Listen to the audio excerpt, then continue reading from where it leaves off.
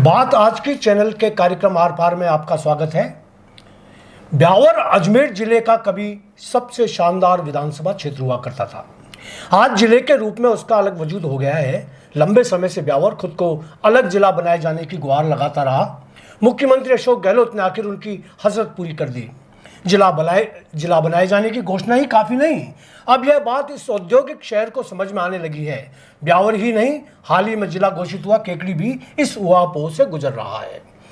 प्रशासनिक स्तर पर अब ये दोनों विधानसभा क्षेत्र अलग अलग जिले बन चुके हैं, किंतु संगठनात्मक रूप से यह आज भी असहाय ही साबित हो रहे हैं। राष्ट्रीय दल कांग्रेस और बीजेपी ने प्रत्यक्ष से इनका अभी तक अलग से कोई जिला इकाई घोषित नहीं की है। यही वजह है कि यह दोनों अजमेर जिले के ही अधीन माने जा रहे हैं। ब्यावर मुकुट बिहारी लाल भार्गव व ब्रजमोहन शर्मा की कर्मस्थली रही। उसके पश्चात ऐसा कोई सशक्त नेता इस भूमि पर पैदा नहीं हुआ जो इस क्षेत्र का कायाकल्प कर देता। आनंद मोहन शर्मा, विष्णु बजारी आदि ने अपनी सीमा में रहकर अवश्य कुछ प्रयास किए, पर वह पर्याप्त नहीं कहे जा सकते। चंपालाल जैन या मानक रानी या अन्य विधायकों का कार्यकाल भी बहुत ज्यादा उल्लेखनीय नहीं रहा। आज जब चुनावी बिगुल बच चुका है तो दोनों ही प्रमुख राष्ट्रीय दलों के दावेदार भी अपने अपने अंदाज में जयपुर दिल्ली के देवरे ढोकना शुरू कर चुके हैं। रावत बाहुल्य क्षेत्र होने के कारण कांग्रेस पिछले 4 चुनावों में सीधे मुकाबले में भाजपा के सामने टिक नहीं पाई। इस बार भी यही स्थिति बनी हुई है। जब तक कोई निर्दलीय सशक्त रावत प्रत्याशी मैदान में नहीं हो और चुनाव त्रिकोणात्मक न हो जाए, कांग्रेस या कोई और नेता यहां से चुनाव नहीं जीत सकता। भाजपा पिछले तीनों चुनावों में रावत प्रत्याशी पर ही अपना भाग्य आजमाई चुकी है, जो कि सफल भी रहा। वर्तमान विधायक शंकर सिंह रावत 3 बार चुनाव विजेता रहे, लेकिन गत चुनाव में भी उनकी छवि पर भ्रष्टाचार का आरोप चस्पा रहा। नगर परिषद सभापति बबीता चौहान को उनके सर्वाधिक नजदीक होने का सौभाग्य मिला। पूरा शहर जानता है, बबीता सिर्फ अपने लिए या अपने दम पर दागी खेल नहीं खेल रही थी, उन पर विधायक महोदय की पूरी छत्र छाया थी। हर शिकार में बबीता के हाथ पैर में तीर कमान और प्रतंचा हुआ करती थी, मगर निशाना विधायक जी का ही होता था। इस विषय में विस्तार से चर्चा नहीं करना चाहता, मगर उनके जातीय नेता लोग खुलकर उनकी जन्म पत्रिका बांच रहे हैं। विधायक चुनावों से पहले क्या थे, आज क्या है, सब जानते हैं।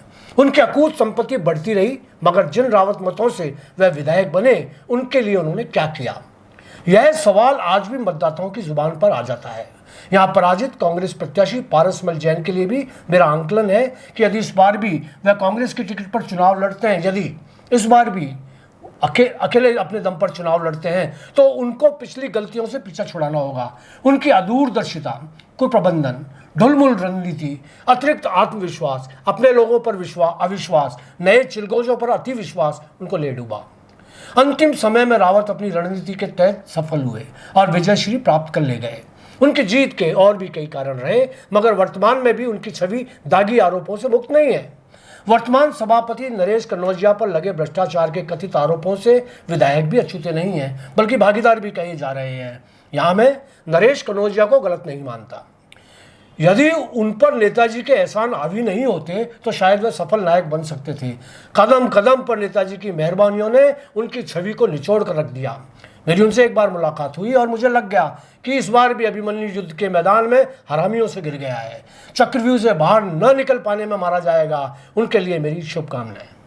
यदि कांग्रेस इस बार प्रत्याशी चयन में थोड़ा सावधानी बरते और पुराने घिसे पिटे चेहरे को मैदान में न उतारे, किसी एक युवा परिपक्व चेहरे को सामने लाए, तो 4 बार भाजपा की झोली में गई सीट फिर उसकी झोली में आ सकती है। वर्तमान विधायक शंकर सिंह रावत को पार्टी उम्रदराज होने, वसुंधरा फैक्ट्री के कारिंदे होने या धूमिल छवि सामने रखकर टिकट नहीं देती है, तो फिर से चुनाव जीतने की उम्मीद बनती है। यहां आपको बता दूं कि भाजपा की तरफ से टिकट का प्रथम अधिकार तो रावत प्रत्याशी का ही प्रमुख होगा। इस दृष्टि से महेंद्र सिंह रावत सबसे प्रमुख नेता है। उन्होंने पिछले 10 सालों में अपना अलग से मतदाताओं का संसार बना लिया है। युवाओं में उनकी पकड़ उल्लेखनीय है। उनके पास हिंदूवादी चेहरा भी है, मुद्दों पर बात करने की समझ भी है। शंकर सिंह रावत का समाज में सबसे बेहतरीन विकल्प वही है।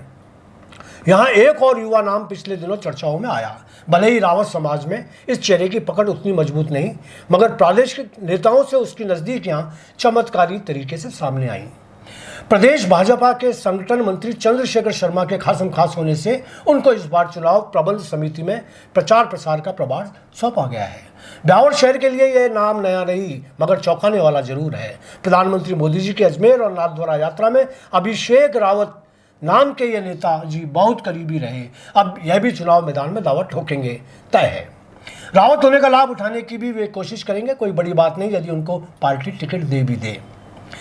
यदि सभी जातियों को एकजुट आधार मानकर कोई प्रत्याशी भाजपा में बनाया जाता है तो उसमें सरल स्वभाव के, जनता से जुड़े और समाज की सभी जातियों के लिए सम्मानित इंद्र सिंह बाघावास सर्वश्रेष्ठ उम्मीदवार हो सकते हैं। कट्टर संघनिष्ठ होने के बावजूद उनका सम्मान रावत, मेहरात, काटात, मुस्लिम, ब्राह्मण, राजपूत, जैन या कई हर जाति के मतदाताओं पर है। वह भी पार्टी के पैनल में मुख्य रूप से हाजिर हैं। जहां तक वर्तमान जिला अध्यक्ष देवीशंकर भूतड़ा की दावेदारी का सवाल है, उन पर भी लगे आरोपों व पूर्व में पार्टी से निष्कासित होने के कारण उनकी दावेदारी को लोग मजबूत नहीं मानते। यूं भी राष्ट्रीय अध्यक्ष जेपी नड्डा बयान दे चुके हैं कि संगठन में जिसे पद दे दिए गए हैं उनको टिकट नहीं दिया जाएगा। स्पष्ट है कि भूतड़ा जी को संगठन में जिम्मेदारी दी गई है और उनको चुनावी राजनीति से दूर रखा जाएगा। कांग्रेस से गत चुनावी प्रत्याशी रहे पारसमल जैन इस बार भी चुनाव प्रत्याशी होने की उम्मीद पाले हुए हैं, किंतु कोरोना काल के पश्चात उनका स्वास्थ्य शीतल हो गया, उदासीन हो गया। प्रदेश स्तर पर चल रही गुटबाजी में भी उनकी कोई सशक्त दावेदारी नहीं है। यहाँ रावत जाति के रुझान में भाजपा निर्दलीय प्रत्याशी जो 2008 में खड़े हुए उनका जिक्र भी करना चाहूँगा। मूल सिंह चौहान और मनोज चौहान दोनों ही निर्दलीय रावत प्रत्याशी रहे। हजारों मतों की पराजय के बाद उनकी दावेदारी भी इस बार कोई दम नहीं रखती है। रावत समाज के बाद ब्राह्मण समाज का बाहुल्य होने के बावजूद भी कोई सशक्त ब्राह्मण नेता इस प्रत्याशी मैदान में नहीं है। दिनेश शर्मा सरल, सहज, मधुर व्यवहार रखने वाले नेता के रूप में चर्चित रहे, लेकिन उन्होंने भी अपनी राजनीति को संगठन तक सीमित रखा। चुनाव में भी उन्होंने अपनी दावेदारी प्रस्तुत नहीं की। यही हाल एक अन्य ब्राह्मण युवा नेता अजय शर्मा का भी है। वह बेहद सक्रिय हैं, मगर उन्होंने भी खुद को संगठन तक ही अपने को सीमित कर रखा है। चुनावी राजनीति में अब तक प्रवेश नहीं किया है। यहाँ एक और चौंकाने वाला नाम आपकी जानकारी में दे रहा हूँ। यह नाम है प्रदीप लोढ़ा का। मुख्यमंत्री के नज़दीक रहते इन्होंने भी ब्यावर में अपना नाम दावेदारी के लिए हाल ही में प्रस्तुत किया है। ये प्रसिद्ध पत्रकार अनिल लोढ़ा के सबसे छोटे भाई हैं। इधर महाजन समाज के पूर्व ब्लॉक अध्यक्ष डॉक्टर AC जैन के पुत्र प्रवीण जैन, खनन उद्योगपति आशीष पाल पद्मावत, राजेंद्र अग्रवाल भी दावेदारी की लाइन में लक्ष्मी कृपा के आधार पर लगे हुए हैं। देखना है कि भविष्य में ऊंट करवट किस पर करवट बैठता है। अभी प्रदेश स्तर पर दोनों ही राष्ट्रीय दलों ने पत्ते नहीं खोले हैं। जैसे ही बादल साफ होंगे मैं फिर आपके लिए नई जानकारियां लेकर मौजूद रहूंगा। आज इतना ही, धन्यवाद।